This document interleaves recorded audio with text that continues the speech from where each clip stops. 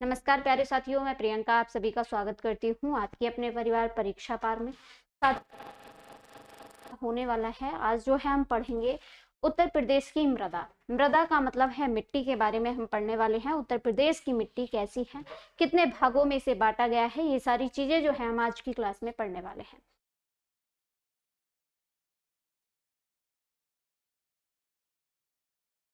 मैं आप सभी को पहले ही बता देना चाहती हूँ साथियों, 2-3 दिन के लिए मुझे इमरजेंसी में कहीं बाहर जाना पड़ रहा है, तो इसीलिए आपको जो मेरी क्लासेस हैं यूपी जीके की 2-3 दिन के लिए सिर्फ रिकॉर्डेड फॉर्म में मिलेंगी और प्रीमियर पर लगाई जाएंगी। शाम को 6 बजे आप सभी मेरे साथ जुड़िएगा प्रीमियर क्लास पर। और जो है 2-3 दिन के बाद जो है मैं फिर से लाइव आना शुरू हो जाऊंगी, तो आप लोग उसकी चिंता मत कीजिए कि मैम लाइव कब आओगी ये वगैरह वगैरह। तो मैं लाइव बहुत जल्दी आ जाऊंगी, तो 2-4 दिन की ही बात है, तो उसके लिए मैं आप सभी से क्षमा चाहूंगी, ठीक है। तो हम जो है आज के टॉपिक को स्टार्ट करेंगे। आज हम पढ़ने वाले हैं उत्तर प्रदेश की मृदा। सबसे पहले हम पढ़ेंगे मृदा के बारे में, आखिरकार मृदा होती क्या है, ठीक है। उसके बाद हम जो है उत्तर प्रदेश जी के पढ़ रहे हैं, तो यूपी की मृदा के बारे में पढ़ेंगे। यूपी की मृदा, यूपी की मृदा, मृदा का मतलब क्या होता है, आप इसे मिट्टी भी बोल सकते हैं, क्या बोल सकते हैं, ठीक है। मृदा, अगर मैं आप लोगों से इसके बारे में बात करूं, ठीक है, मृदा के बारे में बात करूं, मृदा आखिरकार है क्या, मृदा आखिरकार बनती कैसे है, मृदा का अध्ययन करने वालों को क्या कहा जाता है। यदि मैं बात करूं, मृदा को इंग्लिश में सॉइल कहा जाता है। सॉइल ऑफ स्टडी क्या कहलाती है, तो सॉइल ऑफ स्टडी मतलब मिट्टी का अध्ययन क्या कहलाता है। तो दोस्तों, मिट्टी का अध्ययन जो है पेडोलॉजी कहलाता है। क्या कहलाता है, पेडोलॉजी कहलाता है। हम जो है लिखेंगे, क्या बोलते हैं मृदा को, इंग्लिश में सॉइल बोलते हैं। सॉइल ऑफ स्टडी क्या कहलाती है, सॉइल ऑफ स्टडी। हम जो है मिट्टी के अध्ययन करने वाले को क्या कहते हैं, आप बोलोगे हम जो है मिट्टी के अध्ययन करने वालों को पेडोलॉजी बोलते हैं। PEDOLG, पेडोलॉजी बोलते हैं। यदि अब मैं इसके बारे में आगे आप सभी से बात करूं, तो इतना जो है हमने समझ लिया। अगर मैं मिट्टी का निर्माण पूछूं आपसे, कैसे होता है, मिट्टी का निर्माण कैसे होता है दोस्तों, तो मिट्टी का निर्माण चट्टानों द्वारा होता है। कैसे होता है, चट्टानों द्वारा होता है। कैसे होता है लाडलो, तो चट्टानों द्वारा होता है, ठीक है, चट्टानों द्वारा होता है। अगर मैं चट्टानों की बात करूं, आखिरकार चट्टान जो है चट्टानों के अपक्षय तथा अपरदन से होता है, ठीक है। निर्माण कैसे होता है, चट्टानों द्वारा होता है, या चट्टानों के अपक्षय व अपरदन से होता है। अपक्षय व अपरदन, अपक्षय व अपरदन से होता है, ठीक है, अपरदन से होता है, ठीक है, अपरदन से। अगर आपसे पूछा जाए कि सॉइल का निर्माण कैसे होता है, तो चट्टानों द्वारा होता है। सिंपल सी भाषा है, चट्टानों द्वारा होता है। अगर वो आपसे पूछे कि चट्टानों में जो है चट्टानों के किस प्रकार के कार्य करने से जो है मिट्टी का निर्माण होता है, तो चट्टानों के अपक्षय और अपरदन से जो है मिट्टी का निर्माण होता है। अगर मैं आप लोगों से अब ये पूछूं कि चट्टानों में क्या पाया जाता है, चट्टानों का जो है चट्टानों में क्या पाया जाता है, तो दोस्तों चट्टानों में जो है खनिज पाया जाता है। क्या पाया जाता है, खनिज पाया जाता है, खनिज पाया जाता है, ठीक है, जाता, ठीक है दोस्तों। हम जो है इतनी चीजें हमने जो है मृदा के बारे में पढ़ी। आखिरकार मृदा होती क्या है, मृदा का जो है मृदा का अध्ययन करने वालों को क्या कहा जाता है, मृदा का निर्माण कैसे होता है, ये सारी चीजें जो है हमने पढ़ी। अब हम पढ़ने वाले हैं यूपी की मिट्टी। यूपी की मिट्टी या यूपी की मृदा के बारे में जानते हैं। यूपी की मृदा, यूपी की मृदा के बारे में जानते हैं। सबसे पहले हम यूपी की मृदा को जो दोस्तों कितने भागों में बांटा जाता है, यूपी की मृदा को आखिरकार कितने भागों में बांटा जाता है। आपसे पूछा जाएगा यूपी की मृदा को आखिरकार कितने भागों में बांटा जाता है, तो आप सभी को बताना पड़ेगा भाई कितने भागों में बांटा जाता है। मैं पूछूं आपसे कि यूपी की मृदा को कितने भागों में बांटा जाता है, तो यूपी की मिट्टी को 3 भागों में बांटा जाता है। यूपी की मिट्टी कितने प्रकार की होती है, यूपी की मृदा 3 प्रकार की, मृदा को 3 प्रकार में बांटा गया है, 3 प्रकार में, ठीक है, 3 प्रकार में बांटा गया है। नंबर 1 प्रकार जो हम पढ़ने वाले हैं, वो हम पढ़ने वाले हैं भावर तथा तराई क्षेत्र की मिट्टी। सबसे पहले हम कौन सा प्रकार पढ़ेंगे, फर्स्ट प्रकार है भावर एवं तराई क्षेत्र की मिट्टी। कैसे क्षेत्र की? तराई क्षेत्र की मिट्टी, तराई क्षेत्र की मिट्टी। सेकंड नंबर की यदि मैं बात करूं, सेकंड नंबर पर जो है हम कौन सी मिट्टी के बारे में पढ़ना चाहेंगे, तो हम सेकंड नंबर की जो मिट्टी पढ़ेंगे लाड लोग, वो हम कौन सी पढ़ेंगे? गंगा यमुना के मैदानों की मिट्टी। कौन सी? सेकंड जो हम पढ़ेंगे गंगा यमुना के मैदानों की मिट्टी के बारे में पढ़ेंगे। Second number Ganga Yamuna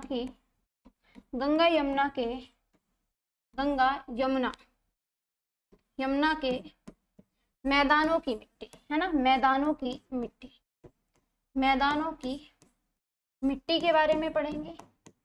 third की बात यदि मैं करूं आप लोगों से कि थर्ड नंबर पर हम कौन सी मिट्टी पढ़ेंगे, तो दक्षिणी पठार की मृदा के बारे में पढ़ेंगे, है ना, दक्षिणी पठार की मृदा के बारे में पढ़ेंगे। दक्षिणी पठार की मृदा, ये 3 प्रकार की मृदा पाई जाती है और इन तीनों प्रकार की मृदाओं के बारे में हम नंबर 1, नंबर 2, नंबर 3 करके पढ़ने वाले हैं क्लास में। तो सभी एक बार बताएं कैसे, जल्दी से फटाफट से बताएं, यहाँ तक किसी को कोई दिक्कत तो नहीं है? यदि किसी को कोई भी दिक्कत है तो आप कमेंट कीजिए, मैं आपको रिस्पॉन्स दूंगी, ठीक है। आप जो है कमेंट कीजिए, अगर किसी को कोई भी प्रॉब्लम हो रही है, कुछ यदि समझ नहीं आ रहा है तो कमेंट कीजिएगा, मैं आपको रिस्पॉन्स दूंगी कि कैसे क्या हुआ है। तो जल्दी बताएं सभी लोग, यहाँ तक किसी का कोई डाउट हो तो क्लियर कर सकते हैं, ठीक है।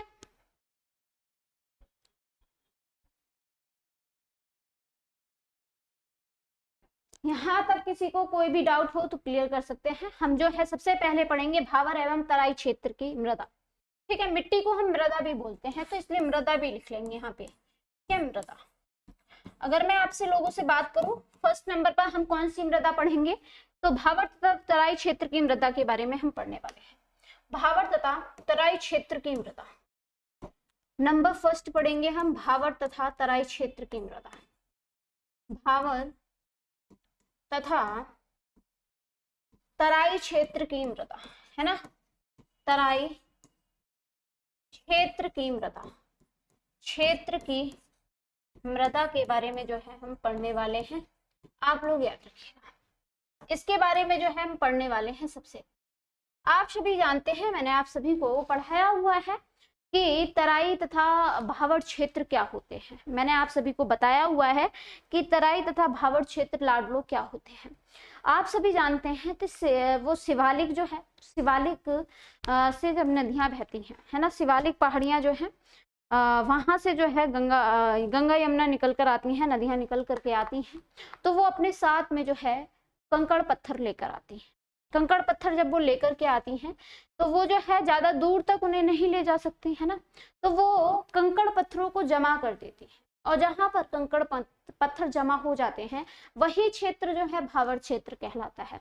वो ज्यादा दूर तक तो कंकड़ पत्थरों को ले जा नहीं सकती, तो वो जो है कंकड़ पत्थरों से नीचे होकर के जो नदियां निकलती हैं और आगे जाकर के बहती हैं, वो क्षेत्र भावर तथा तराई के भावर क्षेत्र के जो दक्षिण में क्षेत्र, उत्तरी भाग में, अगर मैं आपसे बात करूं तराई क्षेत्र की, है ना, तो तराई क्षेत्र के जो अगर मैं बात करूं आपसे तराई क्षेत्र की, तो दोस्तों आप सभी जानते हैं कि भावर से जो आगे का क्षेत्र है वो सारा तराई क्षेत्र कहलाता है।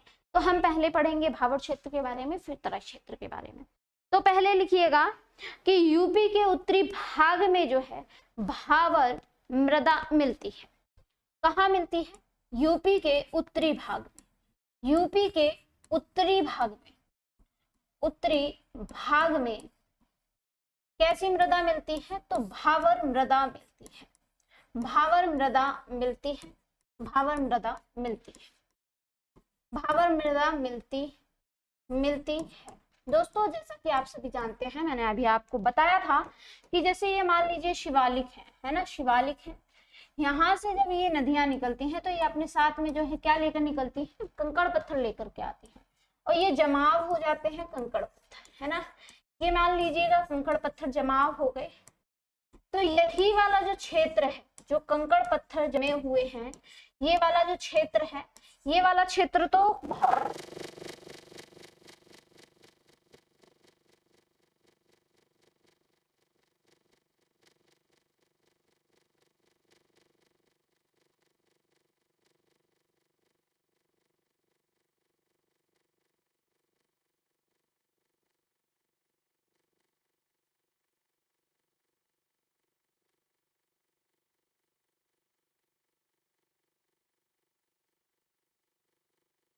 ककरीली पथरीली, है ना, पथरीली मृदा पाई जाती है।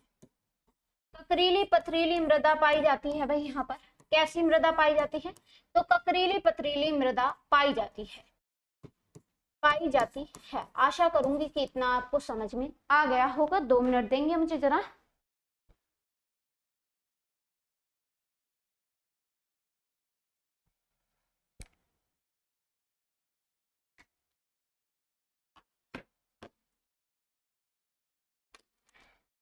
है ना भाई, आशा करूंगी कि इतना समझ में आ गया होगा। किसी को यहाँ तक कोई दिक्कत हो तो मुझे बता सकते हैं।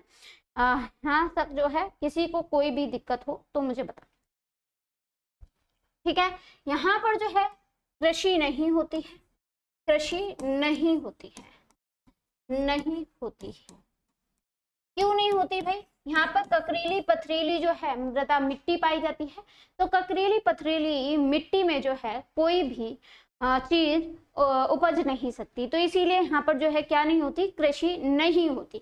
यहाँ पर जो है नदियां भी विलुप्त रहती हैं। नदियां कैसी रहती हैं दोस्तों? विलुप्त रहती हैं, विलुप्त रहती हैं, विलुप्त रहती हैं। नदियां जो है कैसी रहती हैं? तो विलुप्त रहती हैं। आप सभी जानते हैं कि नदियां इन कंकड़ पत्थरों की वजह से जो है ढक जाती हैं और इनके नीचे से होकर के ये निकल जाती हैं, और निकल करके ये तराई वाले क्षेत्र में पुनः क्या होती हैं? पुनः दिखाई देती हैं। पुनः जो है ये दिखाई देती हैं, पुनः बाहर आती हैं नदियां। आप लोग याद रखिएगा। यदि अब मैं बात करूं भावर के दक्षिण में, ये भावर क्षेत्र है, भावर के दक्षिण क्षेत्र में जो है तराई मृदा पाई जाती है। अब हम बात करेंगे किसकी? हमने भावर मृदा की बात कर ली, सबसे पहले हमने भावर मृदा की बात। अब हम बात करेंगे सेकंड नंबर पर तराई मृदा की, है ना।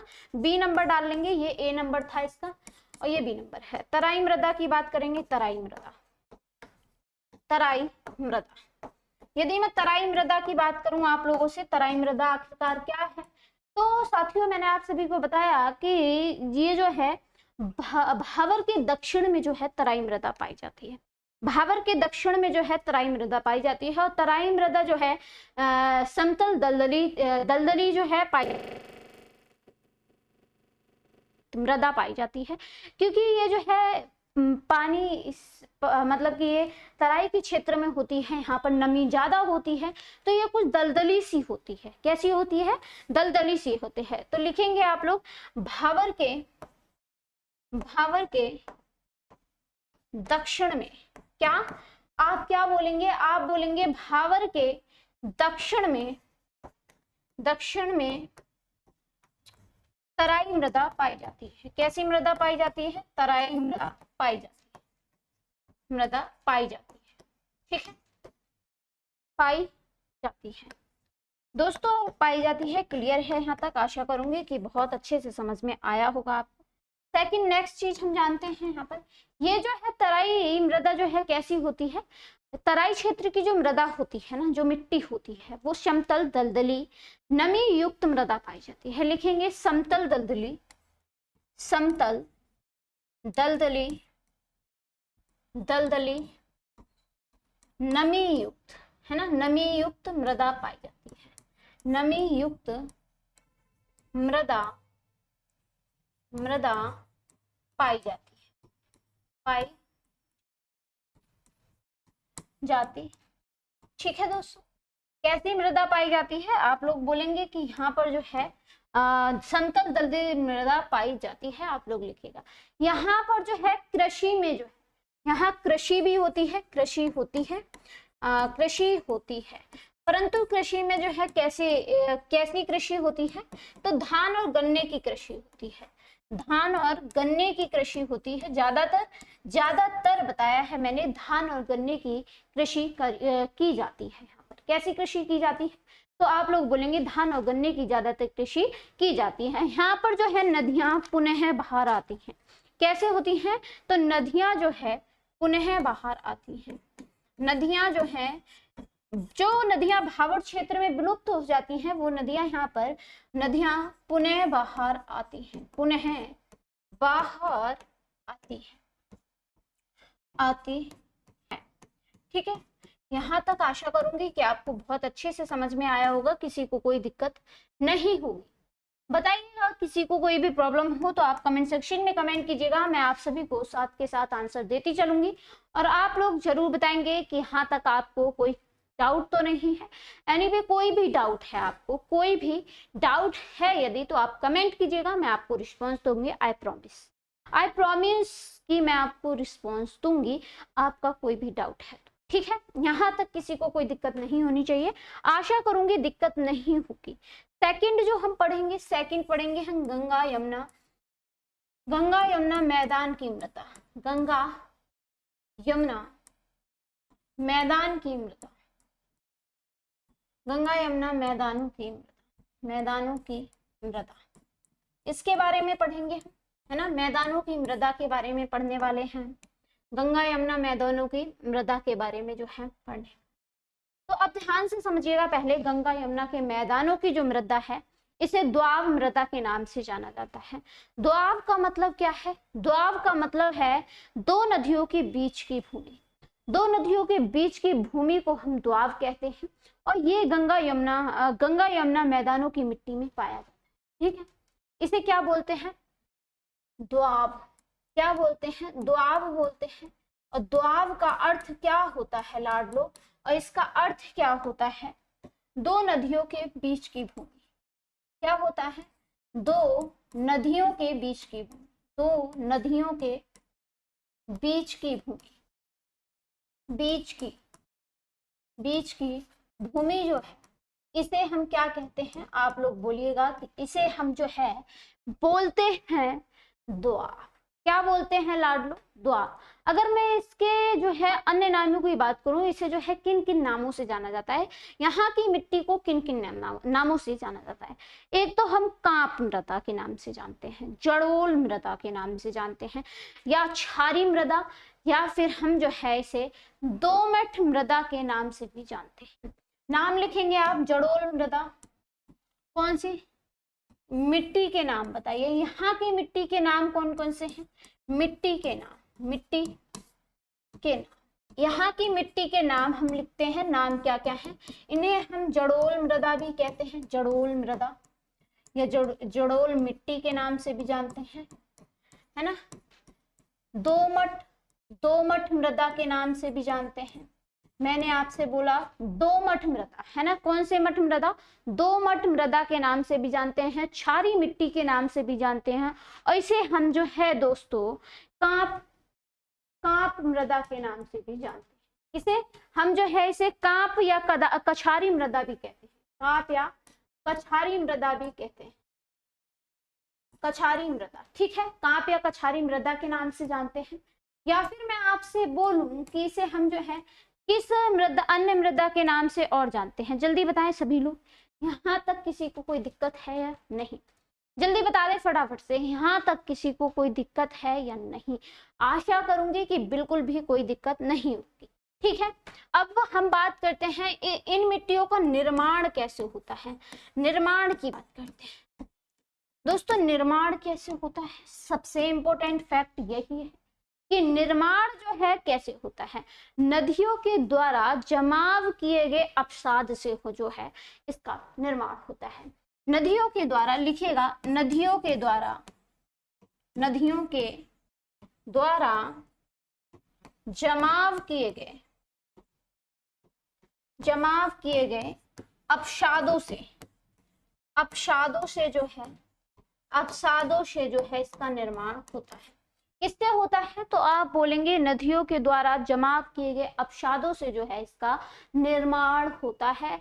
आपको यहाँ तक कोई दिक्कत हो तो बताओ, जल्दी बोलेंगे सभी, जल्दी बोलेंगे यहाँ तक किसी को कोई दिक्कत है? अगर मैं अभी आपसे पूछूं कि ये जो मिट्टी है गंगा तथा यमुना मैदान क्षेत्र की जो मृदा है, इसे कितने भागों में बांटा जाता है?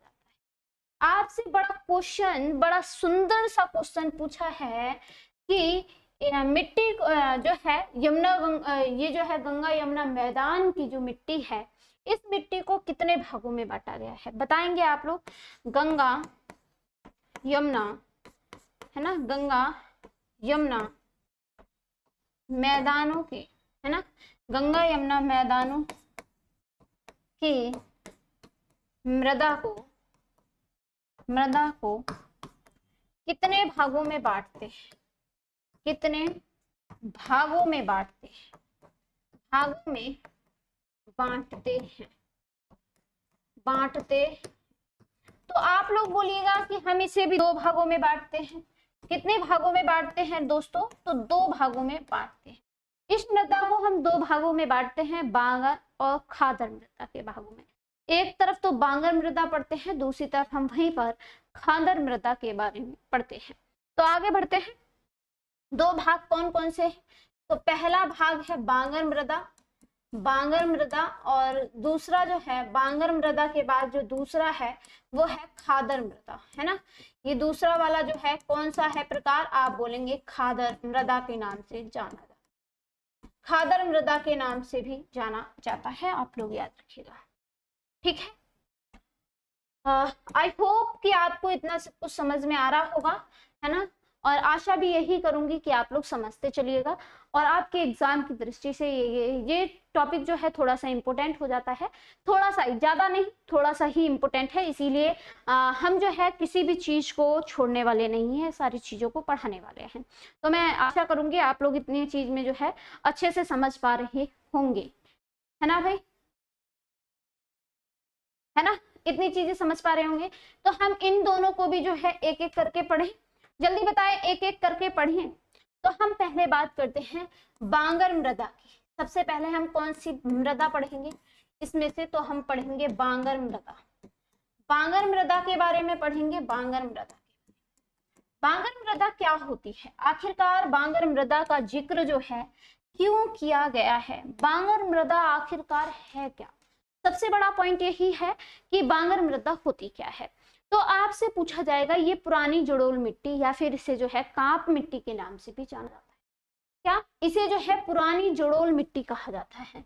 इसे जो है क्या कहा जाता है? पुरानी जड़ोल मिट्टी कहा जाता है। दोस्तों क्या कहा जाता है? आप लोग बोलेंगे पुरानी जड़ोल मिट्टी, है ना, जड़ोल या फिर कांप मिट्टी कहा जाता है, कांप मिट्टी कहा जाता है, ठीक है, कांप मिट्टी के नाम से जाना जाता है इसे।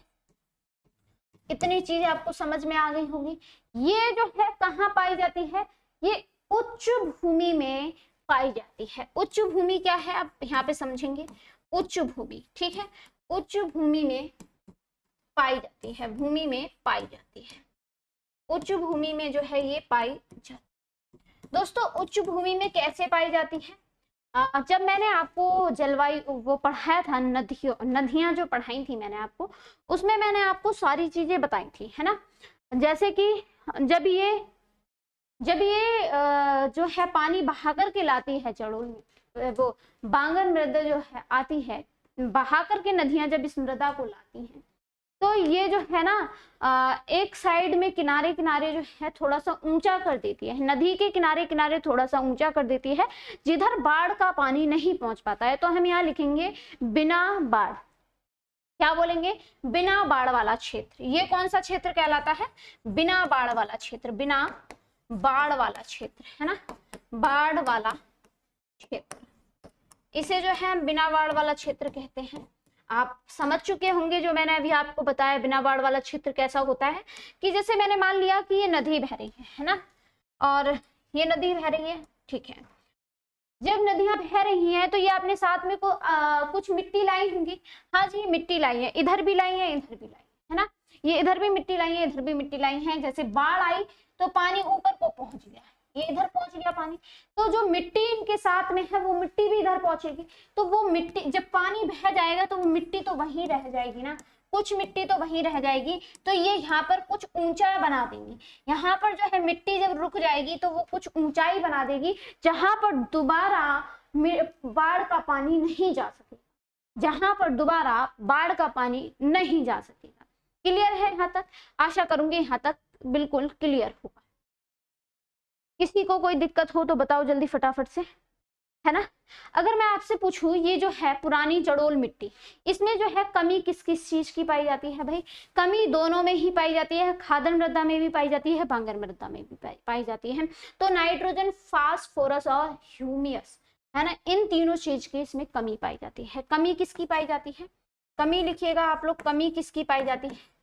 आप बोलेंगे nitrogen, nitrogen phosphorus, nitrogen phosphorus, phosphorus और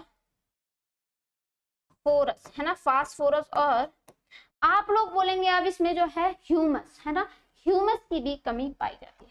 ह्यूमस, ह्यूमस की भी जो है दोस्तों क्या पाई जाती है? कमी पाई जाती है। यहाँ तक किसी को कोई दिक्कत हो तो बताओ जल्दी। पुरानी जड़ोल मिट्टी के बारे में यदि मैं बात करूं, पुरानी जड़ोल मिट्टी जो है जिसे हम कौन सी मृदा बोलते हैं? आप बोलेंगे बांगर मृदा के नाम से जानते हैं। इसे यूपी में क्या नाम दिए गए हैं? पुरानी जड़ोल मिट्टी को यहीं पे लिखेंगे, यूपी में क्या कहा जाता है?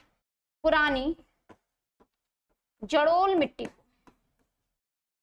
जड़ोल मिट्टी को, मिट्टी को उत्तर प्रदेश में क्या कहा जाता है? उत्तर प्रदेश में क्या कहते हैं? उत्तर प्रदेश में क्या कहा जाता है? क्या नाम है? उत्तर प्रदेश में क्या नाम है भाई?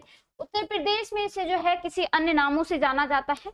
तो हम बात करते हैं उन्हीं नामों की, हम बात करते हैं उन्हीं नामों की जिन्हें जिन नामों से उत्तर प्रदेश में इस मिट्टी को जाना जाता है। ये जड़ोल जो है पुरानी मिट्टी के नाम से जानी जाती है। पुरानी जड़ोल मिट्टी जो है इस मिट्टी को यूपी में किन नामों से जाना जाता है? आप जल्दी से कमेंट करके बताएं, जल्दी से बताएं। ये जो है पहली बात तो कम उपजाऊ मिट्टी होती है ना। ये जैसी कैसी मिट्टी होती है? ये कम उपजाऊ मिट्टी होती है। इसके जो नाम दिए गए हैं वो इस प्रकार दिए गए हैं: दोमट, भूड़,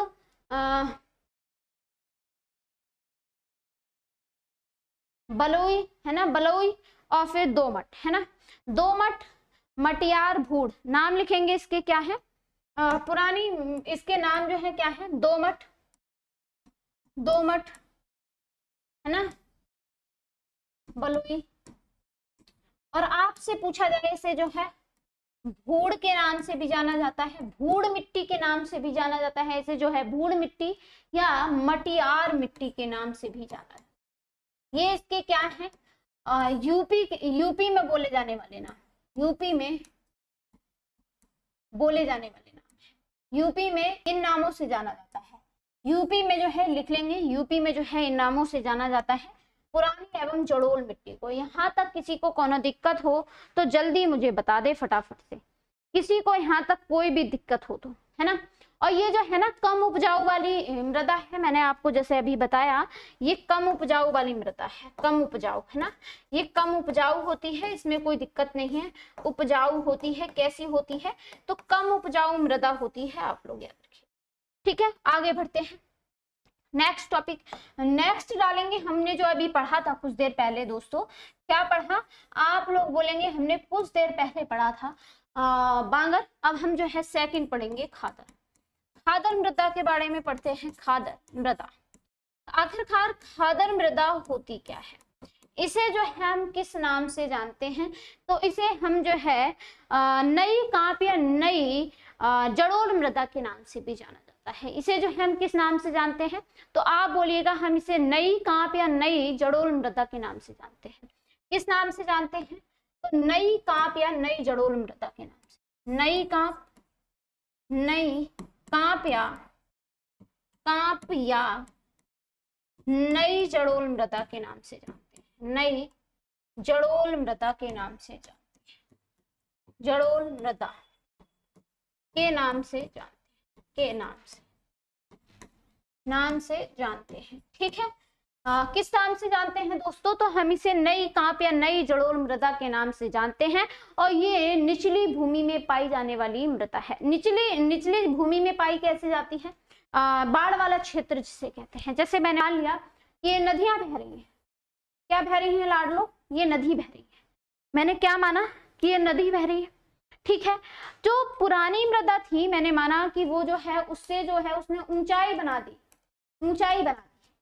परंतु अब जो मृदा आ रही है तो वो तो बाढ़ वाले क्षेत्र में ही तो है।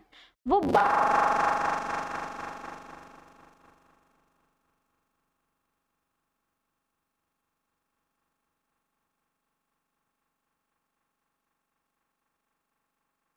पानी पहुंच नहीं पाता है।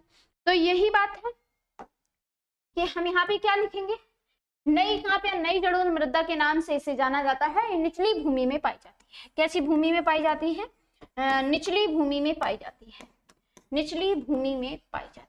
निचली भूमि में पाई जाती है। ठीक है भाई, निचली भूमि में पाई जाती है।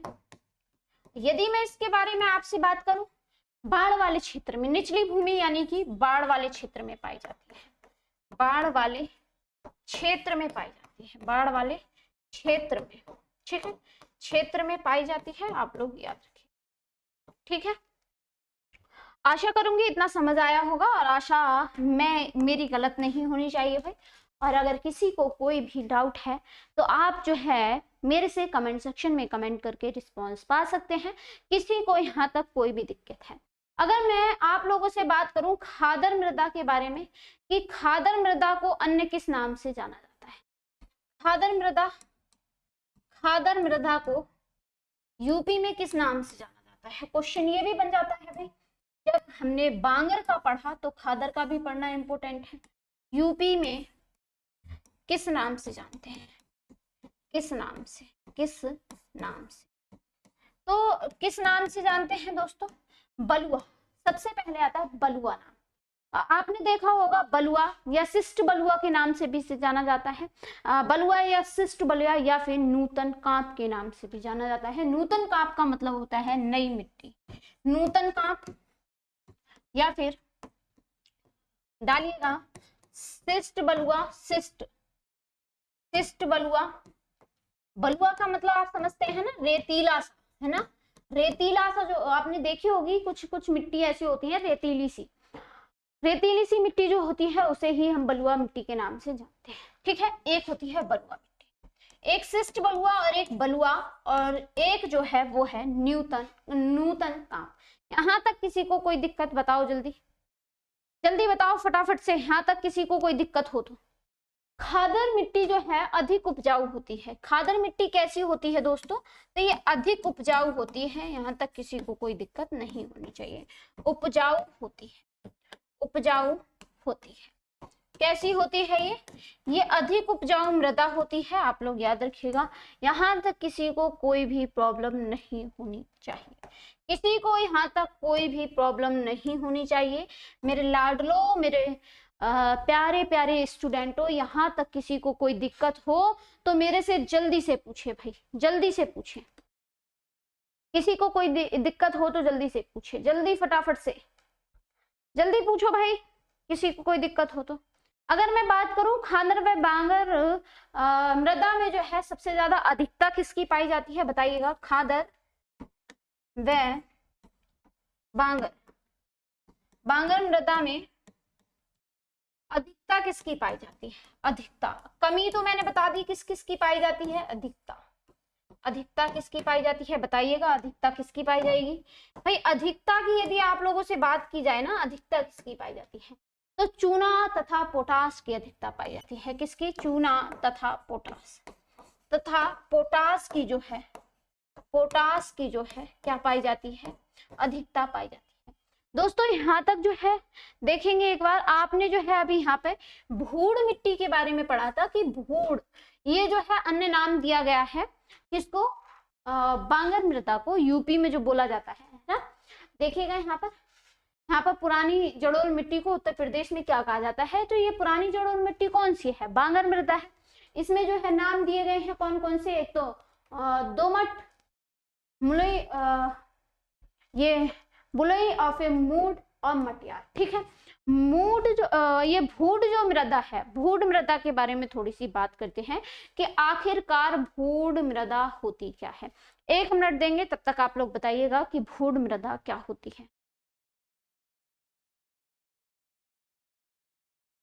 ना। हम बात करते हैं किसकी, भूड मृदा के बारे में। नेक्स्ट पर चलते हैं, नेक्स्ट पर हम बात करते हैं भूड मृदा। आखिरकार की भूड मृदा होती क्या है, भूड मृदा, आखिरकार ये भूड मृदा होती क्या है। सबसे पहला टॉपिक मेरा आप सभी से यही है कि आखिरकार में ये भूड मृदा होती क्या है। नदियां अपने आसपास के क्षेत्र में क्या करती हैं, नदियां जो है अपने आसपास के क्षेत्र में जो है अपसाद जमा करके रेत के टीले बना देती हैं। क्या करती हैं, नदियां अपने आसपास में, लिखिएगा, नदियां अपने आसपास में, नदियां अपने, नदियां अपने आसपास में, नदियां अपने आस पास में, आसपास में अपसाद जमा करके क्या करती हैं, अपसाद जमा करके, अपसाद जमा करके, जमा करके करके टीले बना देती हैं। कैसे बना देती हैं, ये जो है क्या बना देती हैं, अपसाद जमा करके रेत के टीले बना देती हैं। तो वो क्या कहलाती है, भूड मिट्टी कहलाती है। करके रेत के टीले बना देती हैं, किसके टीले, रेत के टीले बना देती हैं, रेत के टीले बना देती हैं। ठीक है, यहाँ तक आशा करूंगी कि किसी को कोई दिक्कत ना हो और यहाँ तक आप लोगों को अच्छे से समझ में आ गया होगा। आशा करूंगी यहाँ तक सभी को अच्छे से समझ में आ गया होगा। रेत के जो टीले बनाते हैं, मिट्टियां जो है अपसादों को जमा करके जो रेत के टीले बनाते हैं, वो रेत के टीलों की ऊंचाई 10 से 12 फुट ऊंची। लिखिएगा, क्या लिखेंगे आप लोग, लिखेंगे रेत के टीलों की ऊंचाई, रेत के टीलों की ऊंचाई, टीलों की ऊंचाई, ऊंचाई लगभग, ऊंचाई लगभग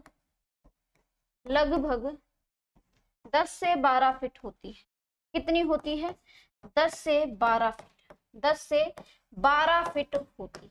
आप लोग इतना याद रखिएगा, कितनी होती है, तो 10 से 12 फीट ऊंची होती है, जिन्हें भूड मृदा कहा जाता है। क्या कहा जाता है, जिसे भूड मृदा कहा जाता है, जिसे भूड कहा जाता है ना, भूड कहा जाता है।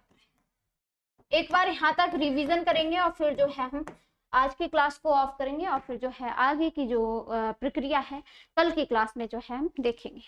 देखते हैं हमने आज कितना पढ़ा, तो हम जो है यहाँ से स्टार्ट करते हैं।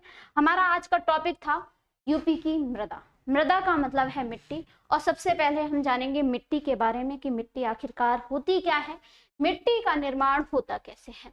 तो मृदा के बारे में यदि मैं बात करूं तो इसे इंग्लिश में सॉइल कहा जाता है, सॉइल ऑफ स्टडी, या फिर मैं बात करूं मृदा के अध्ययन करने वाले इंसान को क्या कहा जाता है, पेडोलॉजी कहा जाता है। जो मिट्टी का अध्ययन करता है उसे क्या कहा जाता है, पेडोलॉजी कहा जाता है। इसका निर्माण जो है कैसे होता है, चट्टानों के अपक्षय व अपरदन से जो है मिट्टी का निर्माण होता है, और इसमें चट्टानों में जो है खनिज पाया जाता है। इतनी चीज आप लोग याद रखिएगा।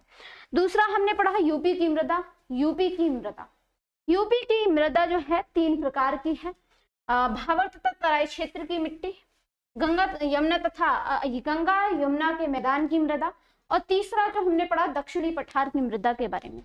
ये 3 प्रकार की मृदा है। यूपी की मृदा को 3 प्रकार में बांटा गया है, तो हम इन तीनों प्रकार को एक एक करके पढ़ने वाले हैं। पहला प्रकार हमने भावर तथा तराई क्षेत्र की मृदा के बारे में पढ़ा। तो यूपी के उत्तरी भाग में जो है, उत्तरी भाग में भावर मृदा मिलती है।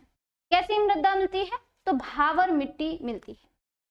ये ककरीली पथरीली मृदा पाई जाती है। यहाँ पर जो है ककरीली पथरीली मृदा होती है, क्योंकि भावर क्षेत्र जो होता है कैसा होता है, ककरीला पथरीला होता है, तो मिट्टी भी ऐसी ही पाई जाएगी। कृषि नहीं होती क्योंकि भाई ककरीली पथरीली जो है मृदा है, तो कृषि।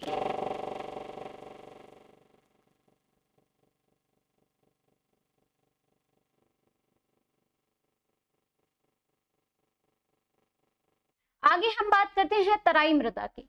भावर जो है, भावर के दक्षिण में, यहाँ पे लिखेंगे के, भावर के दक्षिण में जो है तराई मृदा पाई जाती है।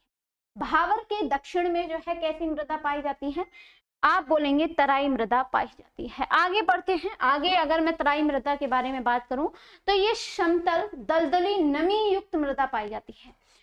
तराई मृदा कैसी होती है, तराई मृदा कैसी होती है, तो समतल दलदली नमी युक्त मृदा होती है। आप लोग याद रखिएगा।